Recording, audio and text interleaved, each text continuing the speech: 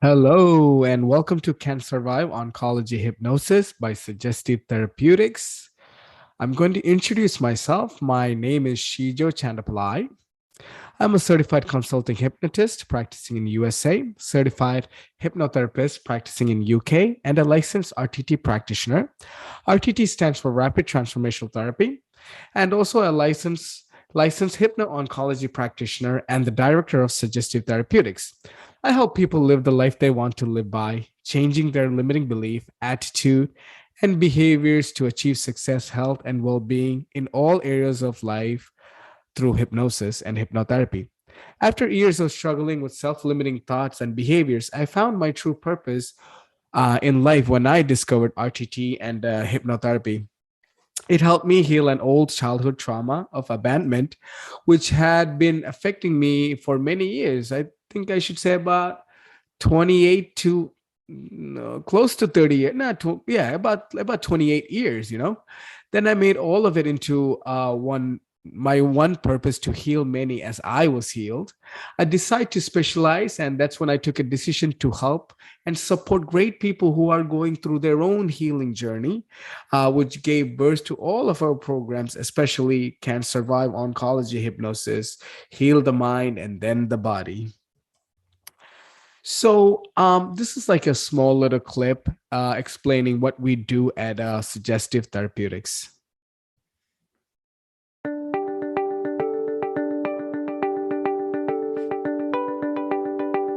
So, what's this rapid transformational therapy all about? Well, you'll be relieved to know it's not woo-woo, it's actually science. The brain is amazing and complex, so for the sake of simplicity, we'll break it into its three main parts: the conscious, subconscious, and unconscious mind. Hypnosis itself is a natural state that happens to you on a daily basis. It's a trance-like state in which the subconscious is outwardly active. I like to call it the autopilot. For example, have you ever been driving and you arrive at your destination having no idea how you got there? Your conscious mind was focusing on what you were going to cook for dinner, the argument you had with your partner last night, the text message you read when you stopped at the lights, and, oh my goodness, I need to collect the dry cleaning, etc. This is a form of hypnosis, when the subconscious mind actively takes over to help you out. It took care of the whole driving thing for you while you were busy thinking about other things. Your subconscious mind holds way more information than your conscious mind, and hypnosis enhances our access to it. The unconscious mind is the vault in which everything we've ever learned or experienced is kept. This is the programming that creates our reality. We don't usually have access to our unconscious mind, given it's unconscious. Yet, in it lies every memory and every belief we hold that we are now unaware of. The good news is that sometimes our unconscious mind will share information with the subconscious, giving us access to it. And the really exciting part is that in hypnosis, the gateway between them is more open. To understand it more easily, let's imagine the mind like a computer. Your conscious thoughts are right there on the desktop. They sit there on the main screen. Your subconscious thoughts you can get to, but you'll have to dig into the files a little to find what you need. Your unconscious mind, however, is the programming way beneath the surface. It's the deepest part of the operating system, not accessible without the help of an expert who knows the shortcuts and how to get you into the system. And once you gain access, you'll again need the expert's help to make beneficial changes. The thing is, we update, reboot, and upgrade the operating systems on our computers and devices all the time. But we don't do this with the most important operating system we'll ever use, our minds. Most of us are running our lives on inadequate, outdated, poorly functioning operating systems. Usually this system is created and hardwired in our childhood. The life we experience now is direct output from that old programming. And even if we want to believe something else now, the outcomes are set and they become our reality. When our computers and devices start to give us issues and stop offering us our desired results, we immediately look for ways to upgrade their systems. It's crazy that we don't do this with our minds. How old are you today? How old and outdated might your programming be? Do you need some help to find the blocks and bugs in your old programming? You deserve the freedom you'll find. and I'd love to help you discover it in a rapid transformational therapy session.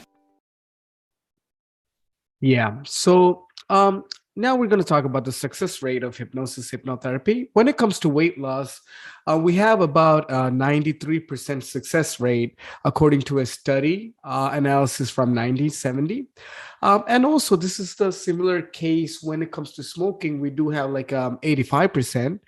And when it comes to anxiety, depression, guilt, grief, also the percentage rate when it comes to success is over 90%. And that is really marvelous and amazing because this is something that it is not practiced most commonly, but it has so much power.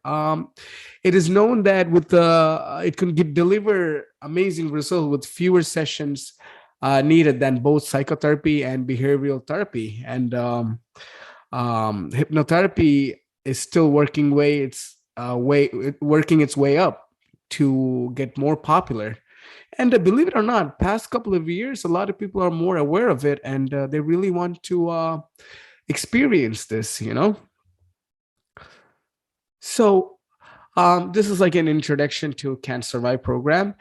This is Marissa Pierre. I learned hypnotherapy from her school called Rapid Transformational Therapy School.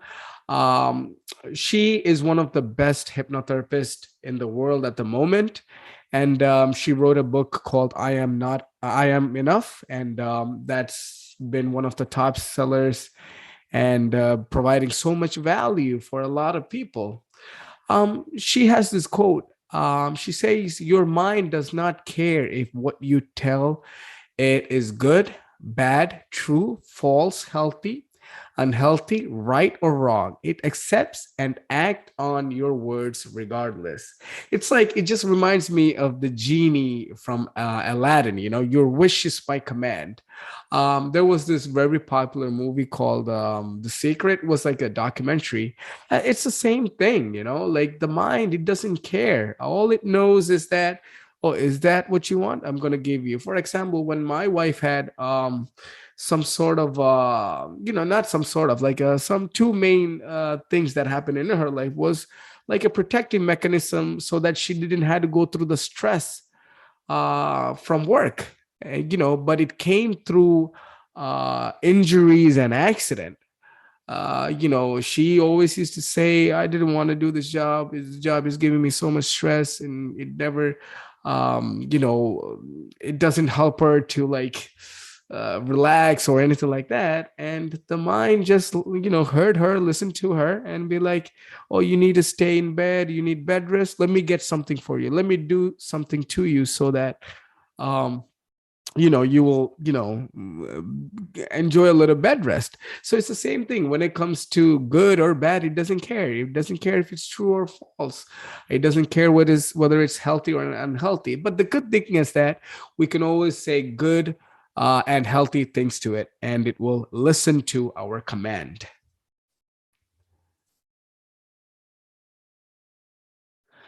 So now the question is, okay, then why specialize in cancer? This is a picture of me with my uncle. I think I was about 10 years old in that picture.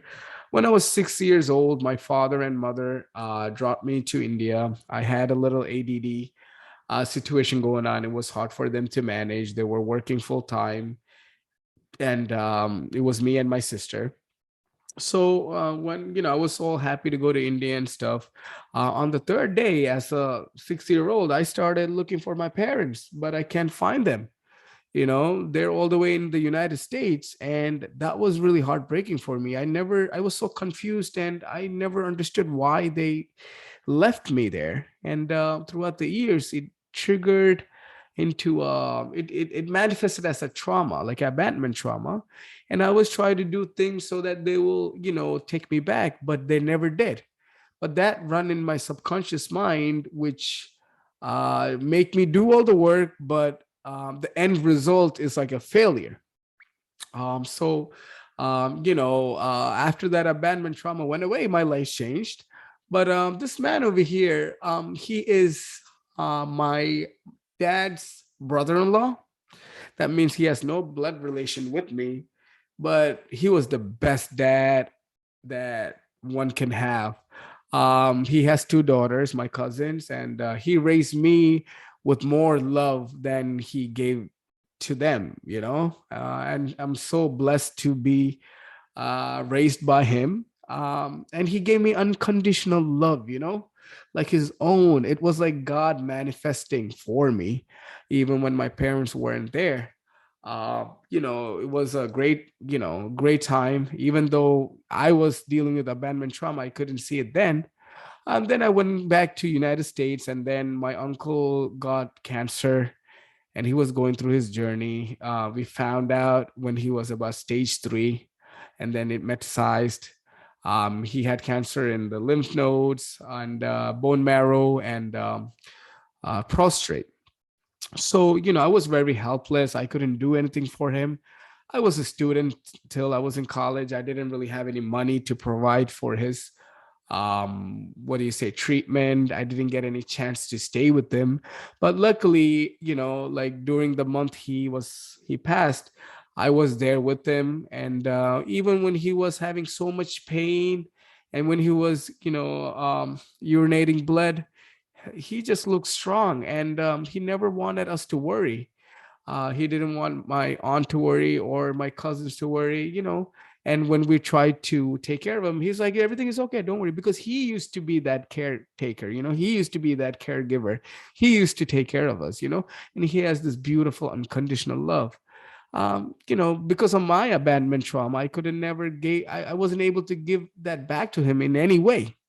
And then, throughout my life, I did engineering, and then, with hypnotherapy, my abandonment trauma, I was able to release it, and then my life changed in every way.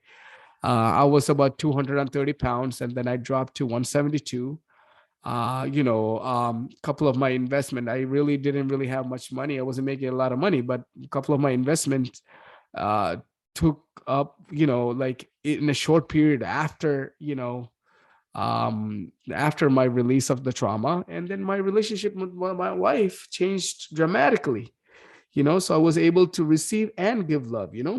And then I found a mentor, and he helped me identify my values and contribution, love, recognition. Those were like really of my strong values. And I made a decision with him. I made a committed decision. Since I wasn't able to give anything back to my uncle who raised me, who gave me unconditional love, I decided to give this unconditional love towards people who are going through cancer. I decided to see my uncle in every cancer patient. I want to take part in the journey of healing, and be a guide for them, by whatever way. I feel like once the mind is clear, the healing will automatically come in. So this is like a video that shows how does the negative thoughts in the mind and feelings affect healing. I don't know whether YouTube is going to allow me due to copyright. This is a video by TED Talk, TED Ed.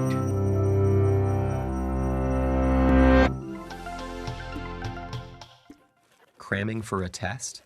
Trying to get more done than you have time to do? Stress is a feeling we all experience when we are challenged or overwhelmed. But more than just an emotion, stress is a hardwired physical response that travels throughout your entire body. In the short term, stress can be advantageous, but when activated too often or too long, your primitive fight or flight stress response not only changes your brain, but also damages many of the other organs and cells throughout your body. Your adrenal gland releases the stress hormones cortisol, epinephrine, also known as adrenaline, and norepinephrine. As these hormones travel through your bloodstream, they easily reach your blood vessels and heart. Adrenaline causes your heart to beat faster and raises your blood pressure, over time causing hypertension. Cortisol can also cause the endothelium, or inner lining of blood vessels, to not function normally. Scientists now know that this is an early step in triggering the process of atherosclerosis, or cholesterol plaque buildup in your arteries. Together, these changes increase your chances of a heart attack or stroke. When your brain senses stress, it activates your autonomic nervous system. Through this network of nerve connections, your big brain communicates stress to your enteric or intestinal nervous system. Besides causing butterflies in your stomach, this brain-gut connection can disturb the natural rhythmic contractions that move food through your gut, leading to irritable bowel syndrome, and can increase your gut's sensitivity to acid, making you more likely to feel heartburn. Via the gut's nervous system, stress can also change the composition and function of your gut bacteria, which may affect your digestive and overall health. Speaking of digestion, does chronic stress affect your waistline? Well, yes. Cortisol can increase your appetite. It tells your body to replenish your energy stores with energy-dense foods and carbs, causing you to crave comfort foods. High levels of cortisol can also cause you to put on those extra calories as visceral or deep belly fat. This type of fat doesn't just make it harder to button your pants. It is an organ that actively releases hormones and immune system chemicals called cytokines that can increase your risk of developing chronic diseases, such as heart disease and insulin resistance. Meanwhile, stress hormones affect immune cells in a variety of ways. Initially, they help prepare to fight invaders and heal after injury, but chronic stress can dampen the function of some immune cells, make you more susceptible to infections, and slow the rate you heal. Want to live a long life?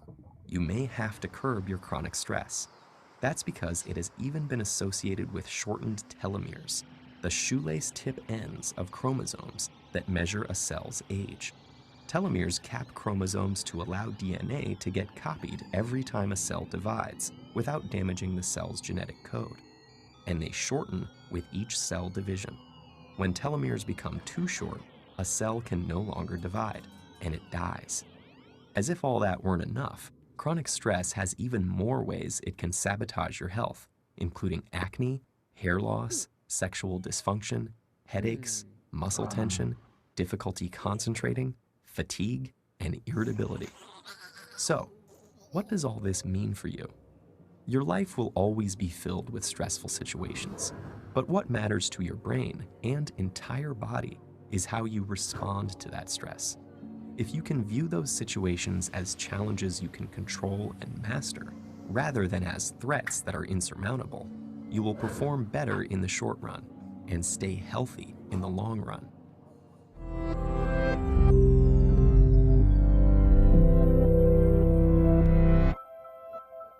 Thank you, Ted Ed. Lessons worth sharing, huh? Give them a follow. Amazing videos they have. So, what does the mind has to do with cancer and healing? Often when a person gets diagnosis with cancer or any illness, it puts the person in a shocked, confused, uncertain, overwhelming, worried state. When this information is accepted by the conscious mind, it is impressed upon the subconscious mind, and an illness focused reality for the person is created. Both healing and worsening of the condition exist simultaneously in that reality. Both of them have like a 50-50% of chances. So 90% of the time, the worry of worsening and the fear of death is much more strong of a stronger thought and feeling compared to healing. This causes a very stressful, anxious mindset. When a stressful mindset is created, the thoughts that happen or going through the mind is more of a failure of the journey. This creates thoughts of uncertainty, fear, anxiety, and other healing rejecting thoughts. When any thoughts arise in the mind, an emotion or body response is created through the central nervous system, which is connected to the brain. The brain is part of the central nervous system, and the mind is also maybe ran in the brain. This nervous system detects these thoughts, and an emotion is established. Emotion is how body represents what it feels and takes the next step of action or process in the body. It doesn't know whether it is helpful or harmful, but it just prepares as the feeling arises. For example, when we think about food, we generate a feeling of hunger, and that will execute an action of eating food, right? We can all relate to that. So, now we're going to be talking about the body's response to negative and stressful thought. What happens in the body? When the mind has stressful thoughts, the body responds to it and it initiates a fight or flight response. This creates a system that compromises the immune system of the body, and thereby healing gets rejected. All the body wants to do is to get the body either to fight the situation or run away to safety so it can keep you survive just a little longer. So when this happens, two things get triggered. Body loses its energy to heal. Body does not prepare to take action to do the things or create an environment to heal. I mean, let's look at digestion, right? When you have like a heavy meal for lunch, and if you're at work or even at home, you're feeling tired because now you cannot move, now you cannot do anything, now you cannot focus. All you can do is shut down and go to sleep because the body is like a battery and it needs all that energy to digest, which doesn't give you enough uh, room for energy to heal. So the body cannot or does not prepare to take action, to do things or to heal or to do whatever process that benefits you to create an environment to heal. The mind and body learns this fight or flight mode, and it has learned how one should react when these triggers happen. It is called the behavior or reactive behavior. This behavior is not just through external actions, like eating food, but also internal as well. Think about it. Allergies. If somebody have peanuts, and if they're allergic to it, the throat closes up. It doesn't know whether it's helping you or not. It's just focused on doing that. So allergies are like a good example that happens internally as well. So now we're going to discuss looping thoughts. It is essential to understand how your thoughts control your emotions, which in turn controls your behavior or action, both externally and internally. A negative thought will create a negative feeling, then a negative behavior, which in turn will reinforce the negative thought is there. A positive thought, however, will lead to a positive feeling and a positive behavior, which will reinforce the positive thought. So, for example, if people who have like depression or anything like that, or anxiety, they always have this thought process that I can't cope to this, I can't cope to that. And fear as a feeling generates. When the feeling is there, what they do is like they shut themselves up in the house, they do not leave. When it comes to illness, people tend to, you know what, I'm sick. I just did that. I just did this treatment. I shouldn't be walking around. So they have this feeling of stress or sadness. I mean, a lot of people who have illness, even cancer, it is a very stressful thought process, and fear is there, panic is there, sadness is there. So guess what? I'm just going to hang out in my bed, maybe look in my phone and push those hours away, right? So, it reinforces the negative behavior. But think about it, right? If somebody's like, I can cope cancer, or you know what? Yeah, I'm sick here. I mean, my body is sick, but mentally I'm not. I'm just going to go out, enjoy that sun. I'm going to go into the nature. I'm going to go sit with my family. I'm going to go out with my family. I'm going to go to Rome and check out all the sightseeing over there. These things reinforce a positive behavior. And anything that we do good, or if we have this feeling that I'm healing, I don't have to worry about it, let me get out. That's what you do if you're healed, right? You're going to go enjoy your life. So why not enjoy your life and heal at the same time? Because that's the way the body and mind, even the universe works. So that's the process of looping thoughts. So, what is the CanSurvive program? The $1 million question. CanSurvive Oncology Hypnosis is a program that helps and support patients to cope with cancer through cutting-edge hypnosis techniques so that one can take charge of their life and master their well-being in their journey. It is a program that is carefully designed to help your mind to unlearn how to react when certain things trigger or happen around you regarding cancer. If someone talks about their relative or friend who had cancer and passed away, or if the doctor reports comes in and something is not working at the moment or the levels are not that good, that can trigger anxiety, and then it will create a non-healing environment, as we discussed before. But here, through this program, you will regain control over your mind and right away bring yourself back from those negative feelings like fear or anxiety instead of drowning in it. Sometimes, when these triggers happen, it is very time consuming that it will take long hours of panic, creating sleepless night, and automatically that rejects healing. CanSurvive Oncology Hypnosis Program help patients to create an environment in them that creates thoughts of healing, teaching the mind how to respond to treatment and difficulties instead of reacting to it, and program the body towards accepting healing. So, when we have anxious or fearful thoughts, a stressed emotional response is created in the body, and that will lead into pumping of cortisol, stress hormone, adrenaline as an action in the body, which is not good. And that will create and take so much energy into that fight and flight response. And that creates a non healing environment because now you don't have any leftover energy that will help you in the healing process.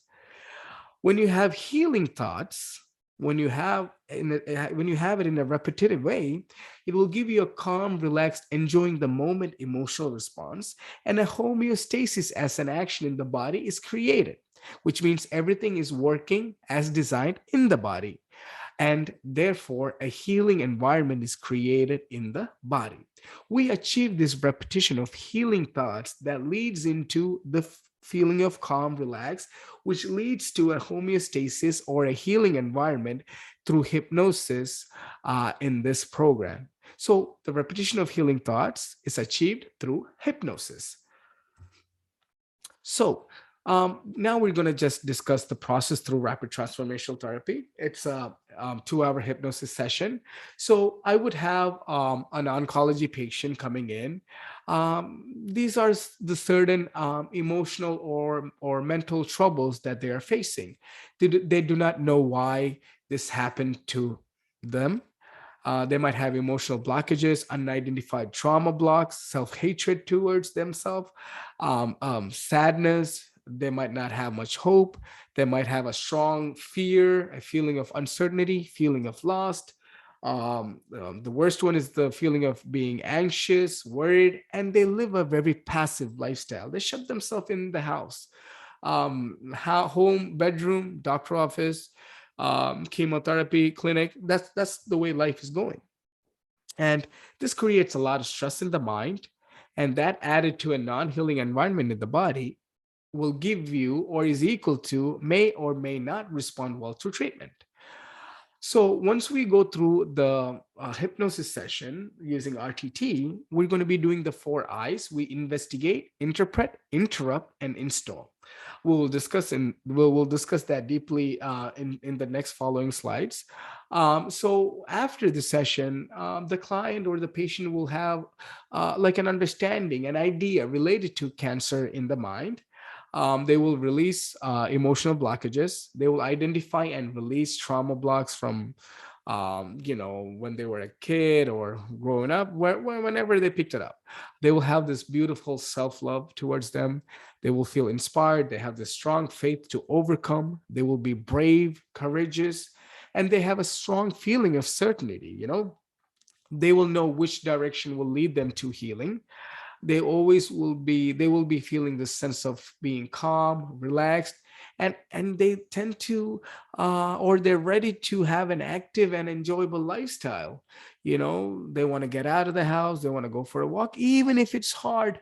They will try, and giving commands to the mind that they are healing. So a calm, peaceful mind plus healing environment in the body will give you higher chances in responding well to treatment. So now we're going to discuss the process through hypno-oncology techniques. So I will have an oncology patient coming in with fears, phobias, anything related to cancer healing, boosting immunity, blood platelets, coping with treatment side effects or surgery, you name it, or even pain. So we will have like sessions specialized for oncology, and they will come out with a relaxed and optimistic view. They will overcome the phobias through understanding and practice.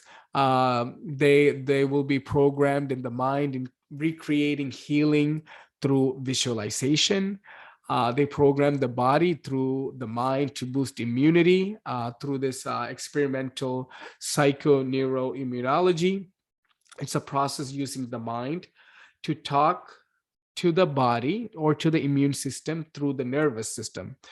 They will practice accepting treatment in the mind before treatment, thereby already teaching the body how to respond and respond well towards the side effects. Not just when the nausea comes in, we're going to be managing it before it actually comes in. We'll teach the mind to teach the body how to respond when nausea comes in. We can also do things to significantly reduce pain. It's like internal body motivation to react, to reactivate or turn off receptors, aiding in the healing and pain management. So, what is rapid transformational therapy? Rapid transformational therapy, RTT, is a hybrid form of therapy developed by Merz Sapir, an internationally known therapist who has worked with many Fortune 500 executives, celebrities, and royalty over the past 30 years. It combines the most beneficial principles of hypnotherapy, neurolinguistic programming, psychotherapy, and cognitive behavioral therapies. RTT is designed to deliver rapid, permanent results to people who are struggling with physical or emotional pains. So the common issues that people use RTT for, or even hypnotherapy for, are anxiety, stress, depression, confidence issues, self-esteem issues, panic attacks, performance anxiety, weight loss, relationship problems, and even autoimmune diseases. It is a very safe and relaxing process that will allow you to access your subconscious mind and uncover the root causes of your struggle. So, how to use RTT in coping with cancer? An RTT session for coping with cancer journey will follow the same rhythm as a standard rapid transformational therapy session, which can be categorized into the four I's. First, we will investigate, then we will interpret, and then we will interrupt, and then we will do the installation. So this is like a program flow. How the process is. We will go into, in the induction phase, we'll go into hypnosis, and then we'll do an investigation. We will go through 3 to 4 scenes to establish what lies beneath it connected to cancer. We will be reviewing it. We will be looking for any looping thoughts.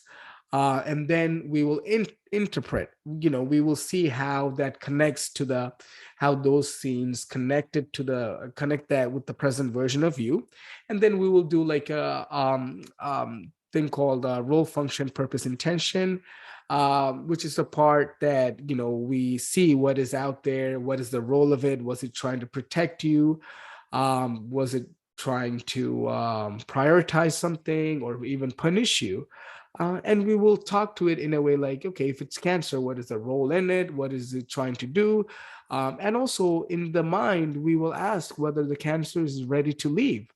And then we'll do an interrupt phase. We disassociate the cancer. It is not you, it is just a part of you. It's like the house that you live in. The house is not you. You live in the house. So we disassociate, we treat it as a separate entity, and then we'll do like a upgrade in upgrade the child if it's some trauma related to childhood or anything like that. We get into terms what we have to do. We release the blockage, we release the trauma, or any negative connected emotions or suppressed energy, we just let it go. And then we do the reframing, we leave the negative in the past, and then we do installation, we do the transformation. We do not carry any more negative or old beliefs. We set up a cheerleader who's going to guide you through healing, who's going to program the mind, to help you towards healing, to empower you to live an active lifestyle. So, for the hypno-oncology based hypnosis session, some of the likely issues that general hypnosis, that can help are anxiety, fear, worry, phobias, pre and post surgery, relaxation, treatment side effects, and all the side effects that comes from chemo. When you do chemo or radiation therapy, like nausea, pain control, metallic taste, sleep issues, eating issues, you name it, all of it. So we have specific techniques and hypnosis session that will help you to reduce it or even take it out. So that's how powerful hypnosis is. So some other areas of improvement could include fear and phobia reduction, less anxiety and nausea during chemotherapy, less anxiety and depression post chemotherapy, less severe and less protracted nausea post chemotherapy, reduced post surgery pain, enhanced mood and well being, enhanced quality of life, improved appetite, higher level of physical activities. We can program the subconscious mind.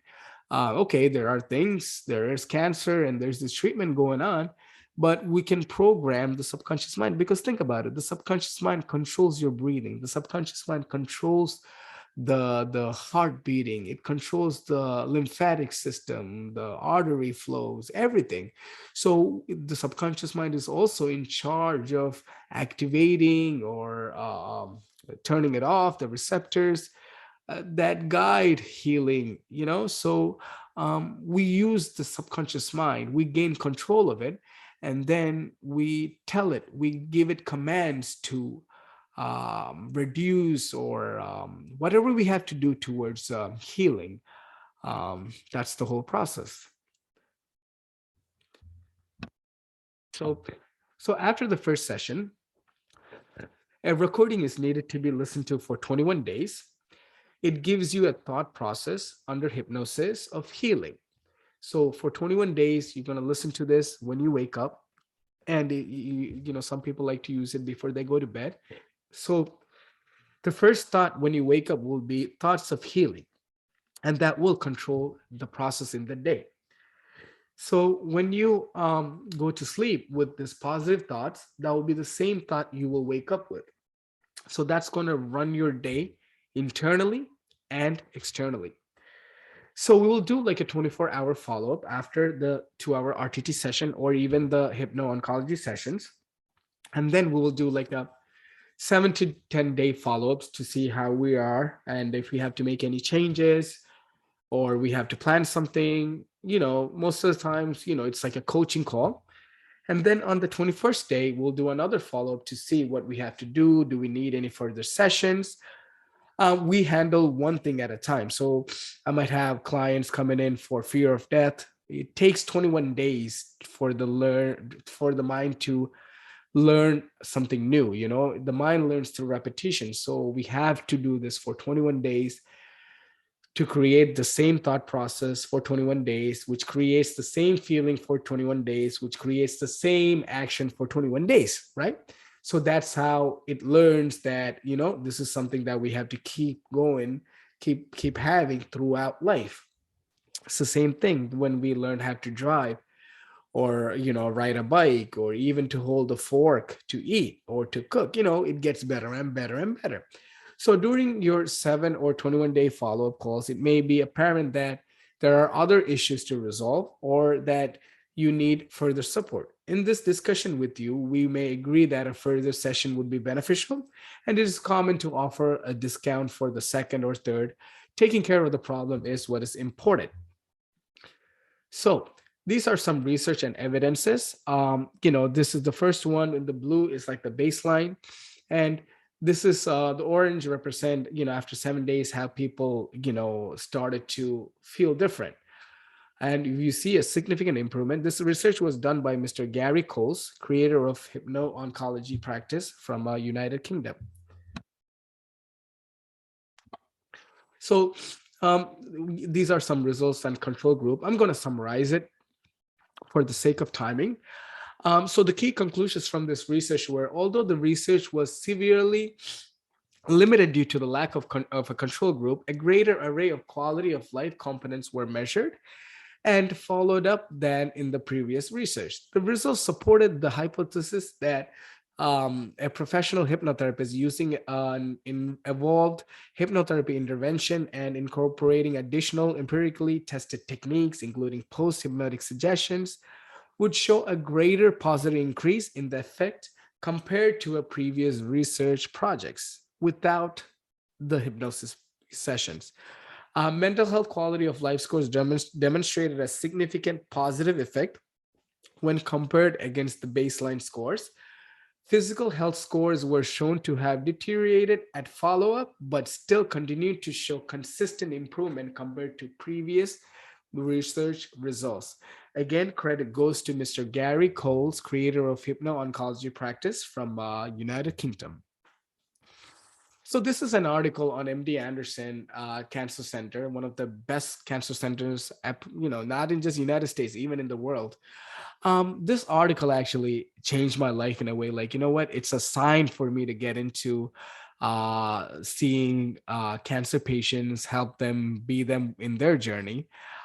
This article, the name of the article is Using Hypnosis to Cope with Cancer. It was done by Sarah Cook, social work counselor at MD Anderson. What she wrote was, whether you're a patient or a loved one, cancer can affect every aspect of your life.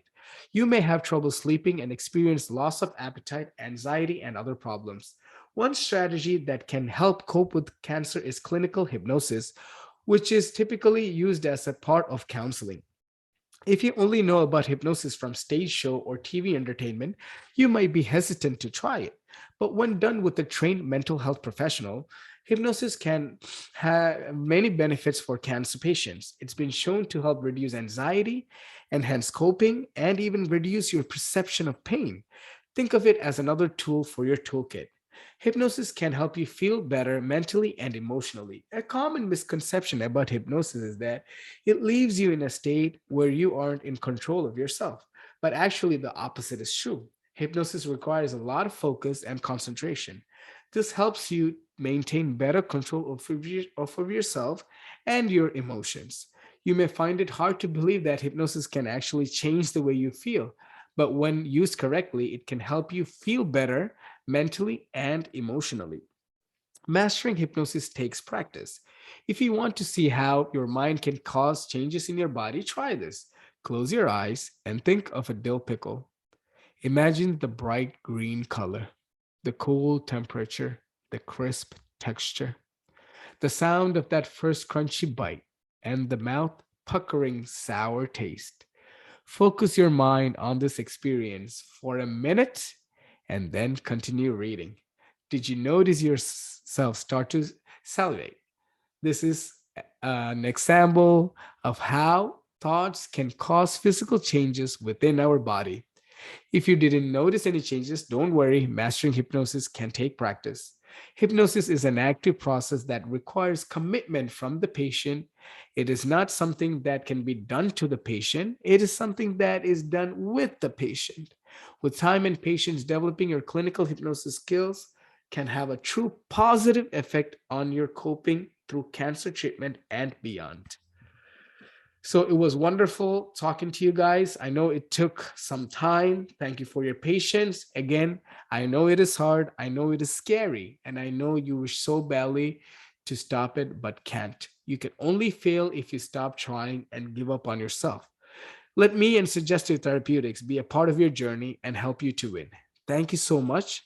And you can visit us at www.suggestivetherapeutics.org. And one disclaimer is that we do not treat or cure any medical or mental health related issues or disease.